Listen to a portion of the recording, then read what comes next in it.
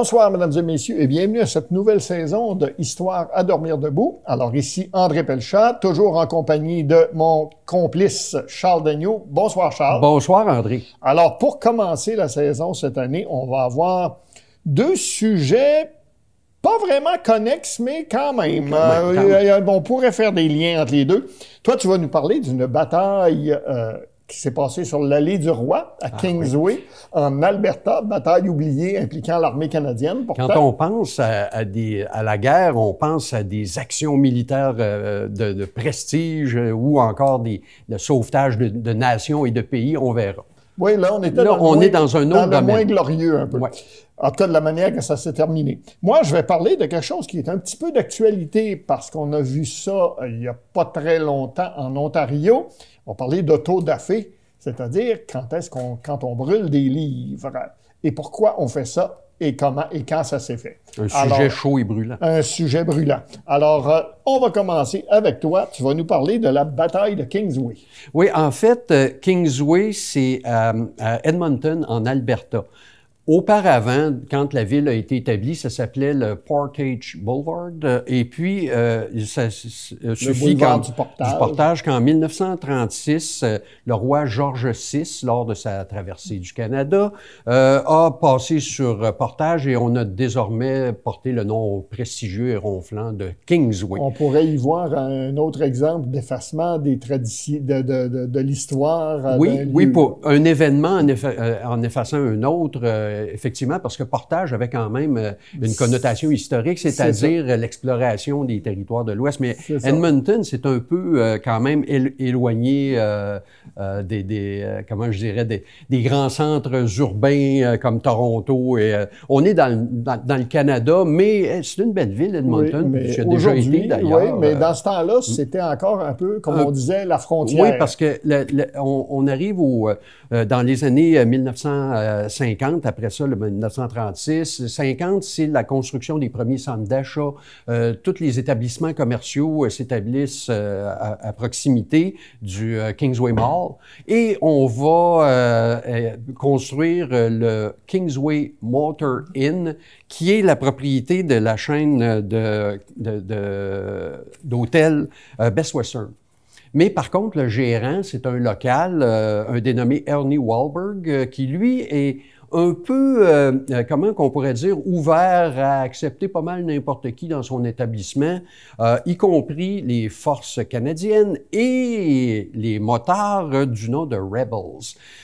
Les forces aéroportées canadiennes, c'est un régiment qui a été fondé en 1968 par le général Jean-Victor Allard. Le but étant évidemment de reproduire les forces aéroportées qui ont été utilisées, par exemple, au débarquement de Normandie pour des opérations avancées, mais aussi pour renforcer les troupes, envoyer du matériel et puis pour tout ce qui est la logistique et puis des attaques secrètes. En tout cas, ce sont des forces supérieures, l'élite. C'est un élément très important d'une force armée moderne. Exact. Sinon, l'élite, parce que là, on a simplement pensé, par exemple, aux Marines, aux bérets verts. Mais on n'en était pas là à l'époque. C'était un détachement de l'armée canadienne. Pourquoi à cet endroit-là? C'est à cause d'une base aérienne canadienne qui est à proximité, la base de Greeback. Et on va prendre des soldats canadiens-français du 22e Royal Régiment de Valcartier et on va les déplacer justement à Edmonton avec tous les problèmes que ça va engendrer. À l'époque, les deux solitudes existaient évidemment, et puis la majorité des soldats de Valcartier ne parlent pas anglais. Alors, on va les déraciner, on va les envoyer dans cet endroit-là où, là, il va y avoir des questionnements au niveau de l'utilisation de cette force. On va commencer à lui accorder d'autres missions différentes un peu. Puis il va y avoir un bris de chaîne de commandement, il va y avoir des discussions interminables à comment on va procéder aux entraînements. On avait choisi l'Alberta parce que c'est la plaine. Donc, selon le général Allard, ça aurait été un endroit parfait pour l'entraînement des parachutistes, qui semble logique aussi. À première vue. Ouais. Ce régiment-là, qui a été quand même établi en 68, il va être démantelé en 96. Il n'aura pas duré tellement longtemps. Au Canada, on va les voir à l'œuvre en 1970. Au Québec, durant la crise d'octobre, nos soldats qui montaient la garde devant les institutions, eh bien, c'était des membres des forces aéroportées. Après ça va être les Jeux olympiques en 76, mais ils vont être utilisés à d'autres fins aussi. En 74, par exemple, ils vont devenir faire partie des contingents des casques bleus à Chypre pour aller maintenir la paix entre... Il y avait un conflit entre la Grèce et la Turquie. Ils vont rester là jusqu'en 1986.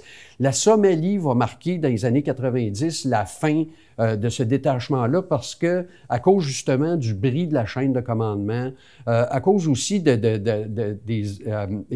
objectifs vagues et puis des entraînements différés, de l'utilisation. Alors, il va apparaître des extrémistes. Oui, le régiment est infiltré par des extrémistes néo-nazis, en fait. Néo-nazis de droite. Non seulement ça aussi, mais il va y avoir la torture d'un jeune civil somalien. Oui, de 14 ans. Et puis ça va être photographié. Là, on est dans les années 90. Il faut comprendre que l'époque médiatique n'est pas encore arrivée, mais ils ont quand même trouvé le moyen de capturer leur frasque en se filmant. Ça, c'est d'ailleurs, c'est là que ça a été démontré, toute l'horreur de ce qu'ils ont accompli et qui a amené finalement à ce que le contingent soit... Là, on parle de 95. Rajoutons à ça aussi le Canada avait fourni une drogue anti-malaria qui s'appelait la mefloquine. Mais ce produit-là avait des effets hallucinatoires et puis psychotiques. Donc, ça a été tout un mélange de ça qui est arrivé sur cette horreur-là. On l'a su pour la torture d'un Somalien, mais il y avait eu d'autres exactions aussi qui ont été commises. Alors, on revient maintenant, les rebelles. nos rebelles. Ouais. Oui. Là, les rebelles, eux autres, c'est l'habituelle montée depuis les années 1960. Il y avait plusieurs groupes qui se disputaient puis qui se partageaient le pouvoir. Les rebelles, les warlords, King Crew, Reapers, de différents noms. Comme ici au Québec, on avait les Popeyes, les Satan's Choice, etc. J'avais nommé des larves de Hell Angels. C'est ça. Parce qu'en fait, ces groupes-là étaient indépendants, essayaient d'établir leur territoire. Puis les rebelles qui portaient le nom de Norton, Alberta, parce qu'il ne pouvait pas mentionner la ville, ça aurait débouché sur des guerres internes. Alors, eux autres n'avaient pas de repères, mais ils étaient acceptés au Kingsway Motor Inn avec un peu de sympathie de la part du propriétaire. Puis, ça fonctionnait bien. C'est certain que les clients qui voulaient rouler des mécaniques, ils n'allaient pas nécessairement là quand tu as 20 moteurs dans une pool room qui attendent seulement qu'un événement comme ça se produise. Tout est en place là, pour que la bagarre apprenne. Alors, il était devenu aussi pas mal dominant. Donc, il était en train par la violence, par le trafic de drogue et puis par éliminer les groupes de moteurs concurrents, il avait quand même établi leur domination sur cet emplacement-là qui était là. Mais il y avait un soldat du régiment des aéroportés qui travaillait là le soir pour arrondir ses fins de mois. Alors, il y a eu certainement quelques frictions entre ces représentants. Oui, du moins, il pouvait communiquer à ses amis à la caserne qu'est-ce qui se passait. Et puis là, l'animosité était inévitable. Les forces armées canadiennes se sont donné un peu une mission de justicier, vigilante. On va aller leur casser, on va les éliminer, les criminels, on va leur casser la gueule. Il y avait eu déjà quelques frictions qui s'étaient faites, surtout à cause que ça parlait pas français. Il y avait des conditions linguistiques. Maintenant, on va terminer rapidement avec la bataille. Oui, la bataille, ça a commencé à cause du fameux Bonser.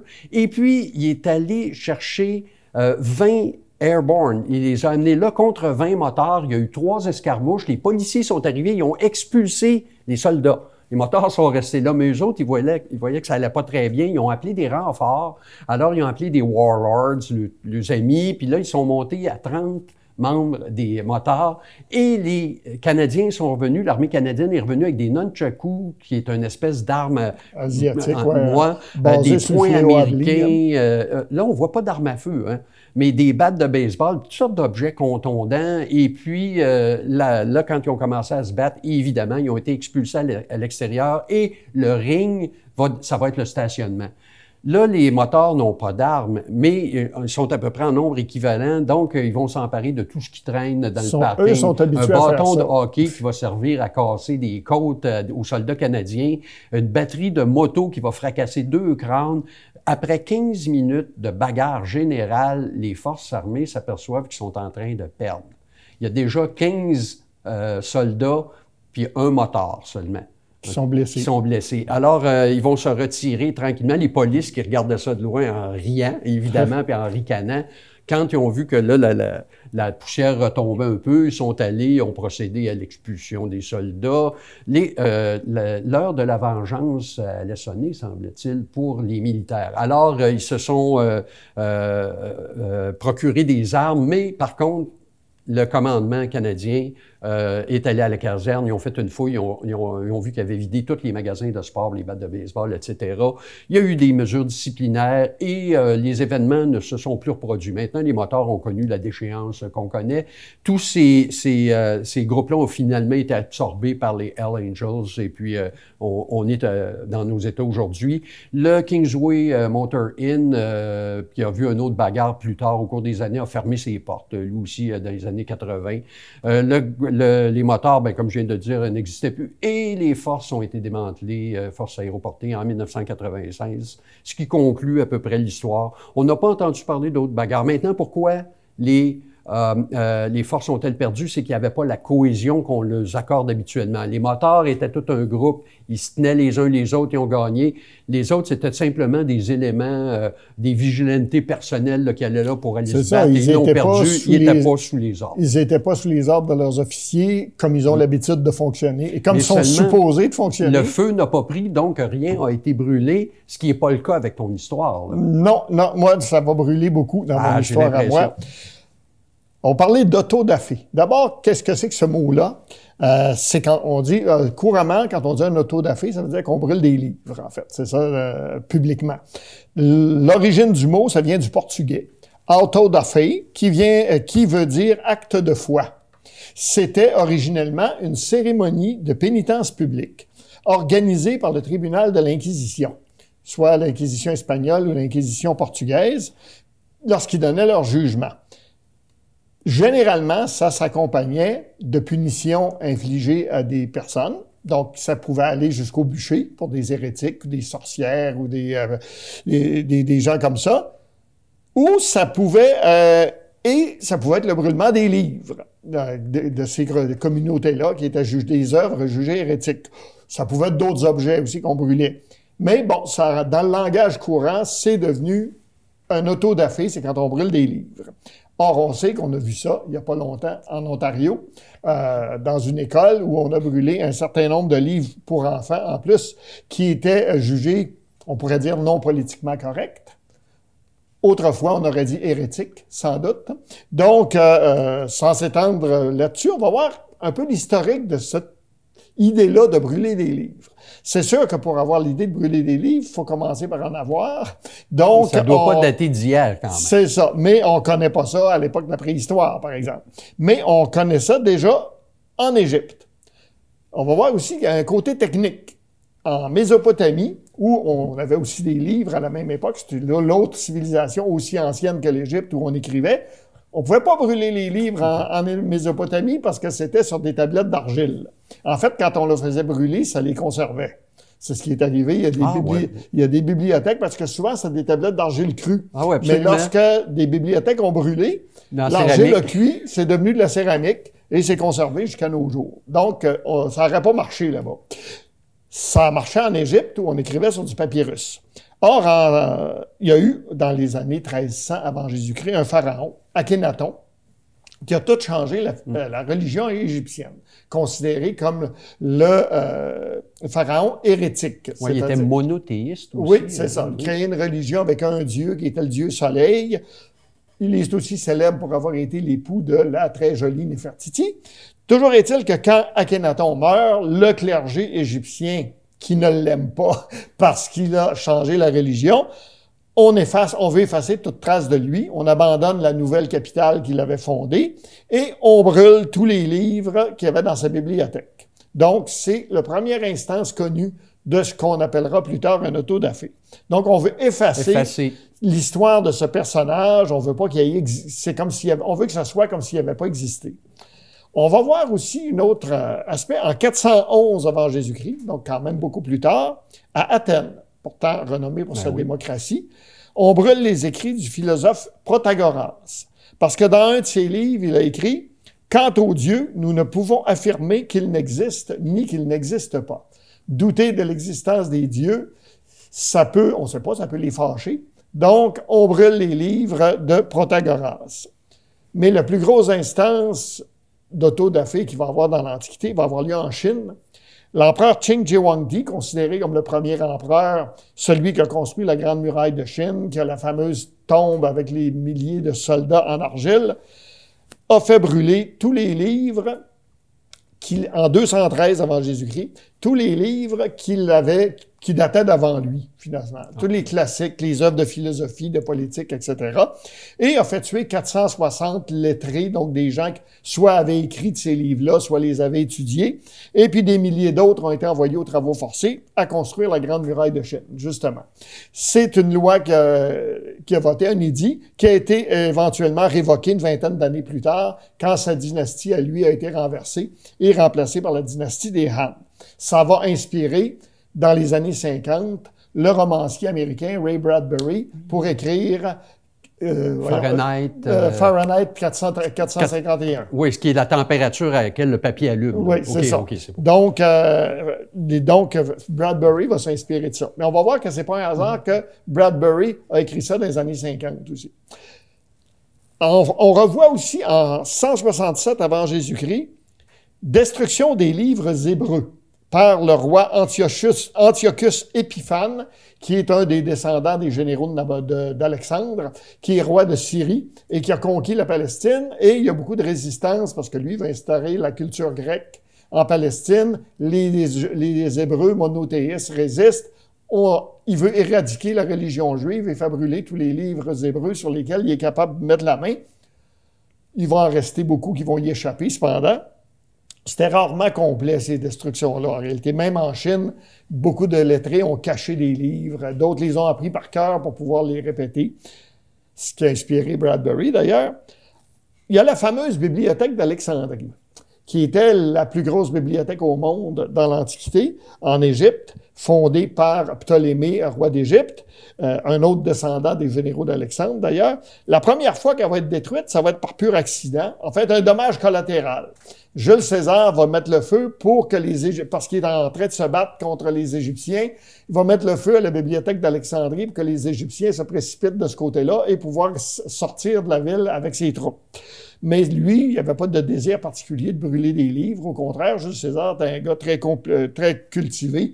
Il admet que ça lui a fait de la peine un peu. Ah, c'est bon. Mais on va voir chez les Romains, en 371 après Jésus-Christ, quand l'Empire romain va être devenu chrétien, l'empereur Valens va faire brûler les livres non chrétiens à Antioche, en Syrie. La bibliothèque d'Alexandrie va passer au feu encore une fois, et là, ça va être volontaire en 391 sous les ordres de l'évêque Théophile, évêque d'Alexandrie. Puis finalement, 634-650 après Jésus-Christ, c'est la conquête du Moyen-Orient et de l'Afrique du Nord par les Arabes, par les musulmans. Et là, il y a presque toutes les bibliothèques des grandes villes qui sont détruites. Pas toujours volontairement, d'ailleurs. Des fois, c'est aussi des dommages collatéraux. Mais beaucoup de destruction de livres. Mais on sait qu'à Alexandrie, il y a un calife qui va donner l'ordre de détruire effectivement ce qui reste de la bibliothèque parce que elle avait brûlé plusieurs fois, puis il y avait pas mal moins de choses dedans. Là. Alors là, en 642 après Jésus-Christ, ça va être la fin de la bibliothèque d'Alexandrie. Une grande perte, parce qu'il y avait, à son apogée, il y avait quand même 600 000 volumes, ce qui était énorme à l'époque, là-dedans, qui venaient de tous les horizons possibles. On va revoir des brûlements de livres au Moyen Âge en Europe, en 1147, en France, sous l'ordre de Saint-Louis, le roi de France. Et c'est une des raisons pourquoi il va être canonisé, d'ailleurs, parce qu'il se battait contre les Juifs et qu'il se battait contre les musulmans. La littérature juive va être confisquée complètement et va y avoir un procès qui va être fait aux livres juifs dans leur ensemble en 1240. Puis, de 1242 à 1244, les autorités du Royaume de France vont brûler tous les livres juifs sur lesquels ils sont capables de mettre la main pour effacer, parce qu'on dit des choses là-dedans qui sont contraires au christianisme, notamment dans le Talmud, etc. On va voir en 1499, à Grenade, en Espagne, la même opération va être répétée par l'archevêque Cisneros, mais là, ça va être sur les livres musulmans. Alors là aussi, il y avait des siècles de culture islamique en Espagne. En 1492, le dernier royaume musulman d'Espagne, Grenade, a été pris par les rois catholiques. En 1499, on brûle toute la littérature musulmane qu'on est capable de trouver. Durant les guerres de religion en Europe des années 1500 et 1600, les protestants vont brûler les livres catholiques, les catholiques vont brûler les livres protestants. On va se faire ça abondamment. Et ils vont se brûler les uns les autres. Oui, il ne faut jamais oublier que c'est rare qu'on s'arrête aux livres. Comme par exemple, en France, on a brûlé et en Espagne, on a brûlé des livres musulmans et des livres juifs. On a aussi brûlé des Juifs et des musulmans. Au Yucatan, en 1562, donc au Mexique, le frère Diego de Landa, missionnaire, va faire brûler systématiquement les livres mayas. C'est un bon millénaire et plus même de culture amérindienne qui va disparaître. En fait, aujourd'hui, il reste 3 manuscrits mayas.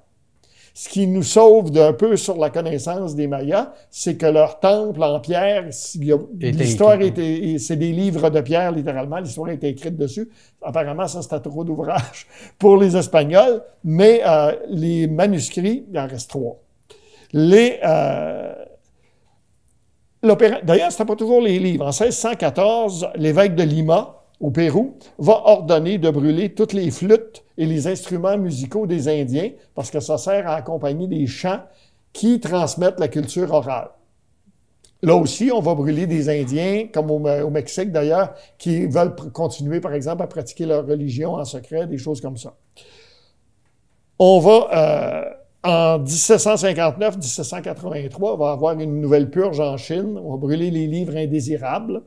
Et après la révolte en 1781, une révolte inca au Pérou, dirigée par Tupac Amaru, qui se disait un descendant des Incas, qui veut tenter de rétablir l'Empire Inca après que ça soit écrasé. On va détruire les généalogies des familles Incas qui retracent leurs ancêtres jusqu'à l'époque Inca pour effacer tout ça. Des fois, les révolutions aussi vont amener des destructions. En 1789, par exemple, en France, on va avoir la grande peur. On a peur d'un coup d'État pour rétablir la monarchie absolue. Dans les campagnes, les paysans vont attaquer les châteaux et des nobles et vont brûler les archives parce que c'est là-dedans qu'ils sont consignés les taxes qu'ils doivent payer, les redevances aux seigneurs, les obligations, etc. Alors, on veut repartir à zéro. C'est un peu compréhensible. Oui, là, celle-là, on la comprenait un peu plus. En 1817 aussi, en Allemagne, il y a des associations d'étudiants. Ça ne vient pas toujours des gouvernements non plus. Des associations d'étudiants qui vont choisir le 300e anniversaire des thèses de Martin Luther pour organiser une grande fête où on va brûler tous les textes et la littérature jugés réactionnaires, antinationaux, anti-allemands, etc. Ça a un grand avenir en Allemagne, ça. Ouais. En 1849, ici au Québec, le Parlement de Montréal est incendié, le Parlement qui était à Montréal à l'époque, le Parlement du Canada uni, est incendié durant une émeute et la bibliothèque du Parlement brûle, là aussi, plusieurs livres. Et des archives. Et des archives qui sont détruites. En 1888, à Rio de Janeiro, l'empereur du Brésil, Pedro II, fait brûler tous les documents relatant l'esclavage au Brésil, parce qu'il vient d'abolir l'esclavage. Mais en même temps, c'est pour s'empêcher. Un peu, lui, son idée, c'était d'effacer comme on repart à zéro. Mais en même temps, on perd la connaissance de beaucoup de choses qui se sont passées durant ce temps-là. Et bien sûr, en 1933, en Allemagne, on brûle tous les livres contraires je signale, à l'esprit nazi, entre guillemets. Alors, dans beaucoup de bibliothèques allemandes, à Berlin, puis ensuite à Munich, Nuremberg, Hanovre, dans toutes les villes, on organise des grands bûchers où, parmi les auteurs qu'on brûle, Sigmund Freud, Karl Marx, Stefan Zweig, Erich Maria Remarque, Albert Einstein, ça inclut tous les auteurs juifs, évidemment, les auteurs marxistes, les pacifistes, tous les gens qui disent quelque chose qui peut s'opposer au nazisme. Aux États-Unis, et bien sûr, on sait qu'en Allemagne, on ne s'est pas arrêté à brûler les livres. Exact. Aux États-Unis, dans le cadre en 1953, c'est la commission d'enquête du sénateur McCarthy sur le communisme. Oui. On trouve des communistes partout. La chasse aux sorcières. La chasse aux sorcières. Et dans les différents États américains, on va brûler 30 000 livres écrits ou appartenant à des gens de gauche, comme Mark Twain, c'est large, là, de gauche. Mark Twain, Jack London, Sinclair Lewis, mais aussi des livres jugés subversifs, comme par exemple Robin des Bois. Ah oui. Parce que Robin des Bois, on ne respecte pas la propriété privée là-dedans. Alors, et on va voir aussi, plus tard, ça va revenir d'ailleurs dans les années 80, on va brûler Roméo et Juliette parce que ça encourage l'amour entre adolescents, le sexe entre adolescents, c'est comme ça qu'on l'interprète. Évidemment, et c'est comme dans ces années-là que Ray Bradbury va écrire son fameux livre Fahrenheit 451. Il y a bien sûr, durant la grande révolution culturelle prolétarienne en Chine sous Mao, où on va brûler des milliers de livres classiques, tout ce qui est jugé contraire à l'esprit du maoïsme. En 1983, à Buenos Aires, en Argentine, le général Bignone va faire brûler les documents, tout ce qui est relatif à la dictature militaire, à la guerre menée contre les subversifs, qui a tué une trentaine de milliers de personnes. On va effacer 8 ans d'infamie militaire, finalement, pour empêcher qu'on fasse des recherches là-dessus, évidemment. Wow. Alors, et bien sûr, en Afghanistan, sous les talibans, on a brûlé beaucoup de livres. On a vu en Russie, en 2004, des jeunes poutiniens, si on peut dire, qui vont s'ériger en gardiens de la moralité et vont purger la littérature des Russes, des auteurs indésirables. Là aussi, on va brûler beaucoup de livres, et parce qu'on a décrit des mots de la société russe. Alors, c'est pour dire que il y a toujours un but politique et que, comme je dis, c'est rare qu'on s'arrête l'outil des despotes. Et c'est tout le temps qu'on a. Alors, mesdames et messieurs, bonsoir et à la semaine prochaine.